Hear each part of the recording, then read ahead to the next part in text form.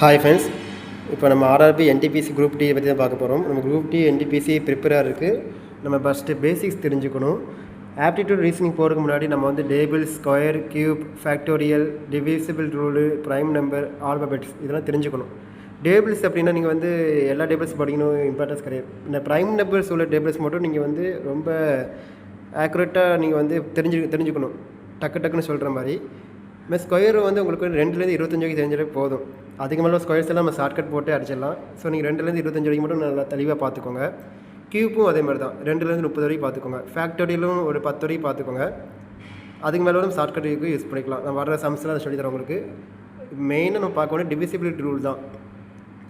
இது நீங்கள் வந்து உங்களுக்கு 2லேருந்து 13 வரைக்கும் பார்த்து வச்சுக்கோங்க.